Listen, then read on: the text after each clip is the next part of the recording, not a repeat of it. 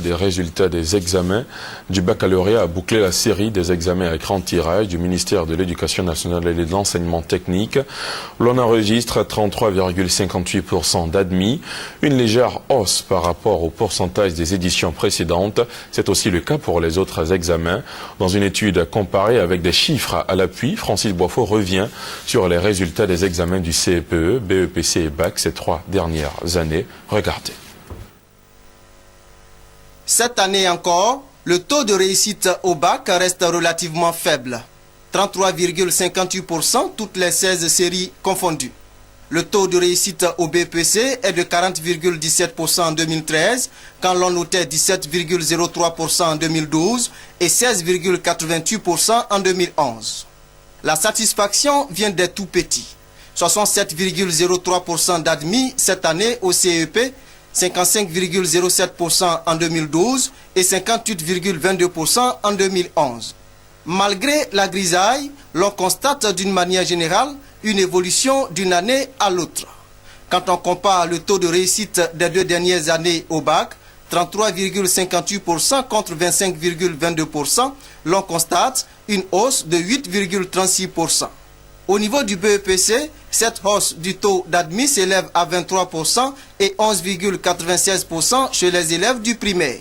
C'est dire que des efforts ont été faits ces 3 dernières années, même si les résultats des examens à grand tirage n'ont pas atteint la norme exigée par l'Organisation de coopération et de développement économique OCDE, qui est d'au moins 75% d'admis à la fin des examens. Pour les responsables de la direction des examens et concours d'ECO, tous ces résultats qui s'améliorent sont l'expression de la quiétude, de la tranquillité et de l'apaisement du front social.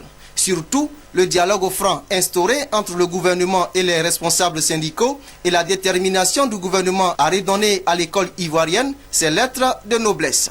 Il le fallait, eu égard des difficultés auxquelles était confrontée l'école ivoirienne. Première difficulté au lendemain de la crise post-électorale, le manque criant d'infrastructures d'accueil, là où les salles de classe et salles de travaux dirigés pouvaient recevoir des élèves, le matériel didactique faisait défaut. Ou quand il existait, il était en mauvais état. 2012, le gouvernement fait de la normalisation de l'école ivoirienne sa priorité comme en 2011. Des salles de classe sont réhabilitées et construites dans plusieurs régions de la Côte d'Ivoire. Elles sont ensuite équipées en matériel didactique. Des enseignants qualifiés sont recrutés et redéployés sur toute l'étendue du territoire national. C'est un nouveau départ pour l'école ivoirienne.